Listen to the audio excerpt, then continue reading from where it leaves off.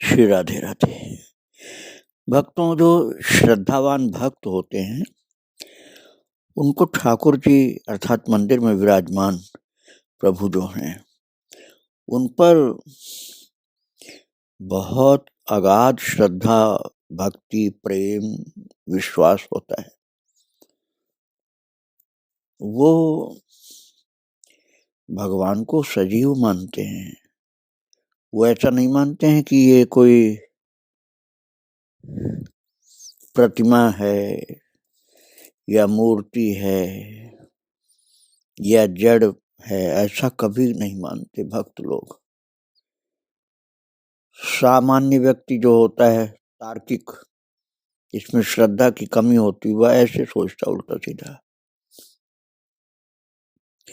लेकिन भक्तों के साथ भगवान मंदिर के जो हैं वो दिखला देते हैं कि मैं जड़ नहीं परम चेतन हूँ, मैं कोई मूर्ति नहीं, साक्षात ईश्वर हूँ, ये दिखला देते हैं। कल आप श्रवण कर रहे थे, जो सेविका थी धर्म माता की उर्मिल, उसके सगे छोटे भाई का शरीर छूट गया था, जिससे उर्मिल बहुत ज्यादा व्याकुल थी। रात को पागल सी दशा हो रही थी, सो ही नहीं पा रही थी वो। और धर्म जी की ऐसी कृपा हुई अथवा भगवान की ऐसी कृपा हुई या दोनों की हुई कि उर्मिल ने एक तंद्रावस्था में देखा कि धर्म जी के आराध्य नवल सुंदर जी धर्म जी के कमरे से चल करके उर्मिल के पास आए और उर्मिल के सिर पर प्यार से हाथ फिराकर मुस्कुराते हुए लौट गए। और उर्मिल के मन का सारा क्लेश पल भर में लुप्त हो गया। मन खूब हल्का हो गया और गहरी नींद में सो गई। और सुबह धर्म जी को बताया कि ऐसा हुआ था मुझे, ठाकुर जी ने ऐसी कृपा की। तो भक्तों, ठाकुर जी पर अर्थात मंदिर के प्रभु के ऊपर पूरी श्रद्धा रखनी चाहिए। और बांके बिहारी जी के प्रति धर्म जी की अद्वितीय निष्ठा थी। जैसे अपने नवल किशोर जी के ऊपर, नवल सुंदर के ऊपर श्रद्धा थी, ऐसे बांके बिहारी जी के प्रति थी। अथवा यूं कह लें कि मंदिर में विराजमान प्रभु जो हैं उनका दर्शन जब करने धर्म जी जाती थी तो यही मानती थी कि प्रत्यक्ष हमारे प्रभु हैं। जिस दीवानगी से वो लाहौर से आकर के बिहारी जी के प्रांगण में खड़ी होती, वही प्रीत उनकी मुखाभा पर वृंदावनवास के समय भी झलकती थी। बिहारी जी की श्रृंगार आरती के दर्शनों का पूज्य धर्म जी का रोज का नियम था। 1998 के सितंबर माह की बात है। उन दिनों वो काफी बीमार चल रही थी, पर मन की व्यवस्था ये थी कि वो लाठी टेकती हुई बांके बिहारी जी के मंदिर की ओर चल देती थी और धीरे धीरे पग धरती पूज्य धर्म जी दुसायत के पास तक पहुंची थी। एक दिन की घटना है भक्तों ये, कि पीछे से एक परिचिता का स्वर सुनाई दिया, अरे धर्म जी, इतनी अस्वस्थता में बिहारी जी तक कैसे जा पाओगे? और भक्तों, फिर आपका क्या है, आप नहीं जाओगी तो बिहारी जी घर पर मिलने आपसे चले आएंगे। पूज्य धर्म जी ने ये सब सुना, बिना कोई प्रतिक्रिया व्यक्त करती हुई चलती रही। वो अपने लाडले बिहारी जी के दर्शन की त्वरा ने उनके नयन सजल कर दिए थे। जैसे तैसे बिहारी जी के प्रांगण में पहुंची। उनके सामने पहुंच तो कुछ भी गिले शिकवे का ध्यान ही कहाँ था, उनको भूल ही गई अपनी सारी शारीरिक अस्वस्थता। आखिर ये सब कष्ट ठाकुर जी की इच्छा से ही तो आते हैं, ऐसा उनके मन में घूम रहा था। उन्हें धैर्य से भोग लेना ही श्रेयस्कर है। बांके बिहारी जी के रूप माधुर्य की लावण्यता भरे सिंधु में अवगाहन करती हुई वो उसी चिर परिचित प्रफुल्लता से वापस आ गई। घर पहुंच दरवाजे के पीछे लाठी रखते हुए पूज्य धर्म जी सोच रही हैं, मेरी अस्वस्थता पर लोगों की वृत्ति अटक जाती है। प्यारे श्याम सुंदर को क्या ये भाता होगा? ठीक है, कल से मैं मंदिर नहीं जाऊंगी। उसे साथ में थोड़ा आत्मीयता भरा मान भी था। अगले दिन सुबह अपने सेव्य ठाकुर की श्रृंगार आरती के बाद तन्मयता से रोज की तरह गा रही है। मोर मुकुट कटिकाछनी कर मुरली उर्माल, यह बानिक मो मन बस्यो सदा बिहारी लाल। पाग बनी पटुका बन्यो बन्यो लाल को भेष, जय जय कुंज बिहारी लाल की दौर आरती लेत। जय जय श्री कुंज बिहारी लाल की दौर आरती लेत। ये गा रही थी धर्म जी माता। और प्रीति रस में पगी धर्म जी ने रोज की तरह स्वभाववश दरवाजे के पीछे से लाठी उठाई और बांके बिहारी मंदिर की ओर चल दी। बीते कल के उपाल मेहमान कुछ भी तो याद नहीं रहे। और तभी बाहर के दरवाजे से एक मृदुल आवाज आई, मैं तो यहीं आ गया, मैं तो यहीं आ गया। पूज्य धर्म जी ने जो नैन उठाकर देखा तो आहा, प्राण प्यारी बांकी बिहारी अपनी बांकी चितवन से त्रिभंगी अदा में खड़े सुरस धारा में बोर रहे। बलिहार हो गई धर्म जी। सारा दिन कैसी मदमस्त सी पूरे घर में डोलती रही, कभी एक कमरे में कभी दूसरे में। उस दिन की बाकी छवि छटा ने पूज्य धर्म जी को कई दिन तक मस्त रखा, क्योंकि उनकी कुटिया में ही बांके बिहारी का दर्शन हो गया उनको। वो तो भागी जा रही थी अपनी लठिया लिए हुए मंदिर की तरफ। ये वृद्धावस्था की बात है भक्तों,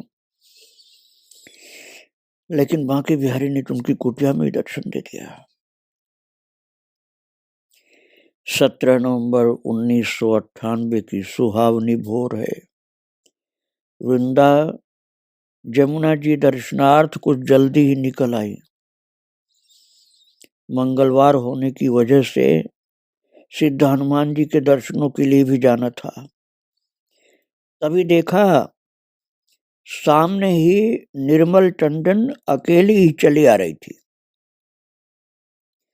निश्चय ही वो वृंदा से मिलने ही आ रही थी। वृंदा के कदम वहीं रुक गए। निर्मल आंटी को देख वो बहुत ही खुश हो गई। ब्रज 84 की यात्रा में वृंदा की देखभाल निर्मल टंडन जी ने एकदम मातृवत की थी। दोनों के बीच में स्नेह का सहज रिश्ता सा बन गया था। और फिर दोनों ही तो पूज्य धर्म जी से बहुत ही प्रभावित थी। निर्मल जी तो पूज्य धर्म जी को गुरु रूप में ही मानती थी। वृंदावन आने पर वो वहीं धर्म कुटीर में ही ठहरती थी। पूज्य धर्म जी की चर्चा चलते ही निर्मल टंडन ने पूज्य धर्म जी की एक और ही विशिष्ट व्यक्तित्व पर प्रकाश डाला। निर्मल टंडन ने जो बताया भक्तों, वो बहुत अद्भुत बात बताई। उन्होंने कहा कि पूज्य धर्म जी की कर्तव्य परायणता समस्त साधकों के लिए एक आदर्श है। जानती हो, वृंदावन आ जाने के बाद भी पूज्य धर्म जी ने परिवार का पूरा उत्तरदायित्व उतनी ही कर्मठता से निभाया। वृंदा से ये बता रही थी निर्मल टंडन जी। उन्होंने कहा कि बच्चे छोटे छोटे थे, उन्हें प्यार के साथ पथ प्रदर्शन की बहुत ही आवश्यकता थी। धर्म जी प्रायः ही उन्हें पत्र लिखा करती। 9 वर्ष पर, सभी उत्सवों पर, बच्चे के जन्म दिवस पर, उनकी परीक्षाओं के समय अथाह लाड़ प्यार से भरे लिखे पत्र उनके सात्विक संस्कार तो डालते ही उनमें, सच्चा इंसान बनाते, जीवन से जूझने की प्रेरणा देते रहे। और भक्तों याद रखना आप लोग, ये बच्चे माता का नहीं थे, भाई के बच्चे थे। माता ने तो शादी नहीं की थी, धर्म माता ने शादी नहीं अपने की, भाई की शादी करवाई थी, भाई के बच्चे थे। भाई अब रहा नहीं था, शरीर छोड़ गया था। भाभी कुछ संभालने के लिए बच्चों को देख लेती थी। और निर्मल टंडन बता रही थी वृंदा को कि एक बार हम लोग कांता भाभी के यहाँ बैठे धर्म जी के उन पत्रों को अवलोक रहे थे जो धर्म माता ने लिख लिख कर बच्चों के लिए भेजा था। उनकी प्रीति भरे पत्रों को पढ़ करके निर्मल जी कहती हैं कि मैं मुग्ध हो गई। उन्हीं उत्साहजनक वाक्यों में से कुछ का मैं संकलन कर लाई थी और महाराज वृंदा जी को दिखाया भी उन्होंने। और उनकी झलक देख 10 अप्रैल 92 को सोनू को धर्म जी लिख रही हैं कि इस दुनिया में अपना स्थान एवं अपना भाग्य स्वयं बनाना पड़ता है, प्रमाद से तो कुछ नहीं होने वाला है,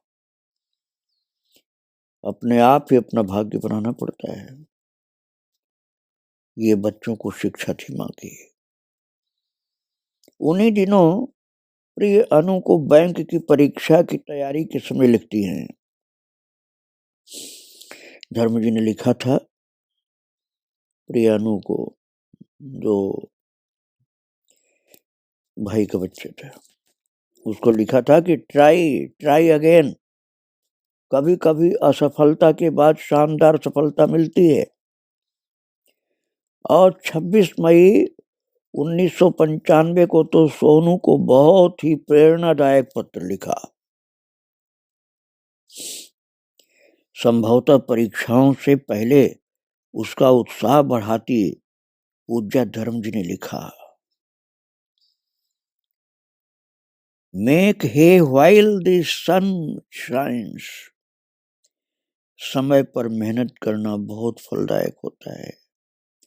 time and tide waits for nobody. गया वक्त हाथ नहीं आता।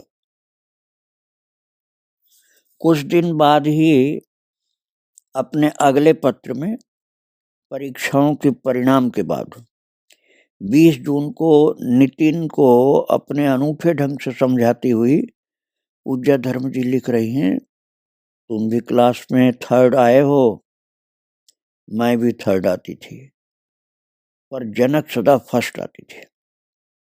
अब तुम फर्स्ट आने की कोशिश करो। जब प्रताड़ना की आवश्यकता होती तो उसके लिए भी वो पीछे नहीं रहती। पर उनके कहने का ढंग इतना प्रभावशाली था कि सुनने वाला माने बिना रह ही न सके। नितिन को ही 9/11/95 को अपने पत्र में धर्म जी ने लिखा, प्रिय नितिन, तुम में कुछ खूबियां हैं, तुम टची नहीं हो। क्या क्या खूबी बताया कि तुम टची नहीं हो। सेंस ऑफ ह्यूमर भी तुम में खूब है, पर मम्मी को आंख दिखाना कुलीन बच्चों को ये शोभा नहीं देता। ये धर्म माता ने सावधान किया था नितिन को। और अभी कुछ महीने पहले 21 जुलाई 1998 को धर्म जी ने सोनू को लिखा, जीवन में कभी कभी असफलता भी आती है, पर वो भी हमारे पथ प्रदर्शन का काम करती है और उजले भविष्य के लिए रास्ता खोल देती है।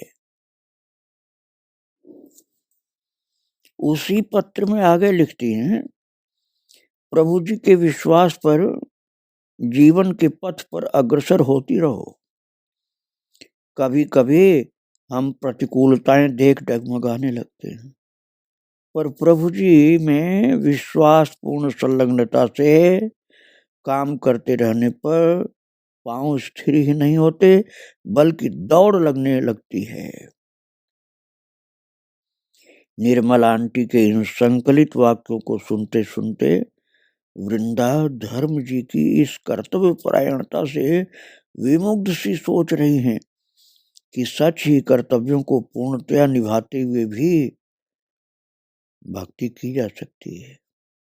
भक्ति का अर्थ पलायनवाद या कर्तव्यों से भागना तो हरगिज नहीं है। क्या ही आश्चर्य है कि पूज्य धर्म जी के सभी श्रद्धालु गृहस्थ ही हैं और कर्तव्यों को पूर्णतया निभाते हुए इनके ही शरणागत हो प्रभु चिंतन में लगे हुए हैं। शिशिर की जड़ता में प्रियतम के संग एकाकी सामीप्य बिताने के बाद बसंत की कल कूजन होने की होली की धूम भरी झंकार और फिर रामनवमी का उल्लास जन जन को हर्षाता रहता है।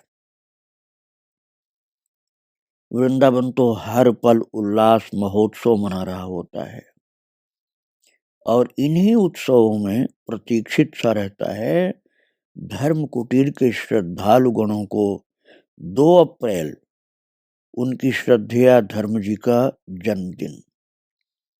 2 अप्रैल 1999 का दिन था। साथ में शनिवार इतवार होने की वजह से उस वर्ष धर्म कुटीर में कुछ अधिक ही भीड़ थी। सभी श्रद्धालु धर्म जी के स्वास्थ्य को लेकर बहुत चिंतित थे, भयभीत थे। सभी अधिक से अधिक धर्म जी का सामीप्य चाहते थे। वृंदा भी उन्हें प्रणाम करने पहुंची। भक्तों, मैं पहले आपको बता चुका हूँ, वृंदा माता विराजमान हैं। कभी कभी वृंदावन में यमुना जी के किनारे आती हैं, तो उनकी बात मैं आपको सुना रहा हूँ कि वृंदा जो सखी हैं धर्म जी की, वो उनको प्रणाम करने के लिए गई, धर्म जी को प्रणाम करने। और दूर से ही जो धर्म जी की निगाह वृंदा भारती पर पड़ी तो वृंदा ने भूमि पर शीश टिका करके अभिवादन किया और मुस्कुरा दी धर्म जी।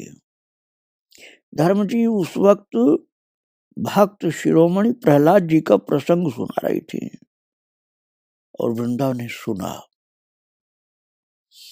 वृंदा ने क्या सुना? प्रहलाद जी बैठे सहपाठी बच्चों को समझा रहे थे, मनुष्य जन्म अति दुर्लभ है, मृत्यु का क्या ठिकाना कब आ जाए। ये जिस जीवन में उन्हें नहीं पाए तो क्या लाभ। हर क्षण प्रभु चिंतन किया जाए, एक भी क्षण हरिनाम के बिना न बीते। कहते कहते प्रहलाद जी ने अपने उन नन्हे सहपाठियों के साथ कीर्तन शुरू कर दिया। गुरुपुत्रों ने देखा तो डर गए। उन्हें रोकने के लिए जो आगे बढ़ उनका हाथ पकड़ा कि खुद भी मस्ती में झूम उठे। भक्ति में झूमते इन अपने पुत्रों को जब गुरुजी ने आकर देखा तो हिरण्यकशिपु के क्रोध से भयभीत हो चिल्ला पड़े। पर यहाँ किसी को होश ही कहाँ था, सभी मस्त थे। ऐसा ही है भक्ति का प्रताप। छूने को क्या कहें, भक्तों को देखते ही स्वतः नाम स्मरण शुरू हो जाता है। यही उनका कसौटी का लक्षण है। भक्त को देखते ही नाम स्मरण शुरू हो जाता है। भक्तों, भक्त प्रहलाद जी का प्रसंग कितनी ही बार कितने ही मुखों से सुना, पर जो आर्द्रता, जो द्रवण, जो भक्ति प्रवाह धर्म जी के मुख से सुन उस दिन हुआ, उसका अमिट प्रभाव वृंदा ने बताया था कि आज भी मानस पटल पर बच्चों के संग, गुरुपुत्रों के संग नृत्य कीर्तन में झूमते प्रहलाद जी को ज्यों का त्यों चित्रांकन कर रहा था। और वृंदा ने जब सुना था धर्म माता की बातें तो वो भी बहुत प्रभावित हुई। धर्म जी कहती हैं कि प्रहलाद की जैसी श्रद्धा होनी चाहिए, प्रहलाद जैसी भक्ति होनी चाहिए। और धर्म जी की झूम झूम कर सुनाती इस छवि पर श्रद्धालुजन मुग्ध हो जाते थे। भक्ति रस से सिंचित करती धर्म जी सबको प्राणों से भी प्यारी थी। धर्म जी को अस्वस्थ देख सबके मन संकित से कांप उठते थे। कितनी बीमारियों ने उस शरीर को आक्रांत कर लिया था। उन्हीं दिनों उर्मिल की बहू बहुत ही बीमार चल रही थी। रोग की भयावहता ने परेशान कर रखा था। कोई डॉक्टर केस लेना नहीं चाहता था। बचने की कोई उम्मीद नहीं थी। उर्मिल बहुत दुखी मन से हर समय चिंता में रहती कि कहीं वृंदावनवास छूट न जाए। पूज्य धर्म जी ने सांत्वना देते हुए कहा, घबराओ मत, 108 कृपा कटाक्ष करो, श्री जी सब संभाल लेंगे सब भार। और कुछ दिन बाद खुद ही धर्म जी ने कहा, उर्मिल आपकी बहू अब बिल्कुल ठीक है, फोन करके देख लो।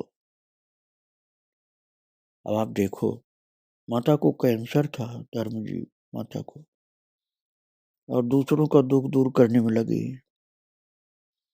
बता दिया बिना फोन किए कि आपकी बहू बिल्कुल ठीक है, अब तुम फोन करके चाहे देख लो। और उर्मिल अभी फोन करना नहीं चाहती थी कि कहीं उसे वृंदावन से बुलवा न लिया जाए। धर्म जी के फिर कहने पर उसने फोन किया और सच ही तो अब वो काफी ठीक थी बहू। पर उर्मिल कृपा कटाक्ष करती रही क्योंकि धर्म जी ने आज्ञा किया था 108 पाठ करने के लिए। तभी एक दिन वो रसोई में बैठी जोर जोर से कृपा कटाक्ष कर रही थी। इंद्रराज भाई साहब अपने कमरे में भजन में लीन थे। कृपा कटाक्ष पर उनकी दृष्टि थी, श्रवण कर रहे थे। और वो पाठ करके उर्मिल जैसे ही ठाकुर जी के कक्ष में आई तो देखा धर्म जी बहुत क्षुब्ध सी पलंग पर लेटी हैं। उन्हें खूब तेज बुखार था। उस दिन धर्म जी कुछ रुष्ट सी हो गई। क्रोध में उर्मिल को थोड़ा बुरा भला भी कह दिया। अगले दिन सुबह सुबह जब चाय लेकर उर्मिल जी धर्म के पास पहुंची तो महाराज धर्म जी क्षमा याचना करने लगे और बोली, कल तबीयत ज्यादा खराब थी, मैंने कुछ ज्यादा ही कह दिया। अब बताओ, उन्हीं की सेविका उर्मिल थी, अपनी सेविका से ही कह रहे हैं कि मेरी तबीयत खराब थी तो मैंने कुछ ज्यादा ही बोल दिया तुमको। तुम्हारा क्षमा याचना मांग कर रही थी, वो अपनी सेविका से ही क्षमा मांग रही थी। धर्म जी की महत्ता, उन्होंने उर्मिल से माफी मांगी तो उर्मिल रोने लगी। धर्म जी ने फिर कहा, देखो कैसी भी परिस्थिति क्यों न आ जाए, स्वभाव में उत्तेजना नहीं आनी चाहिए, और मैं कल चूक गई। उर्मिल धर्म जी की सरलता और उदारता पर नतमस्तक हो गई। भक्तों, धर्म जी ने उमंग से भर एक सुंदर लीला सुना करके उर्मिल पर अनुपम सरस वृष्टि की थी, कृपा की। भक्तों, वो लीला तो मैं आपको कल सुनाऊंगा। आज माता धर्म जी को और उनकी भाग्यशालिनी सेविका उर्मिल को भी प्रणाम करके यहीं पर विराम दे रहा हूँ। श्री राधे राधे, जय श्री राधे राधे।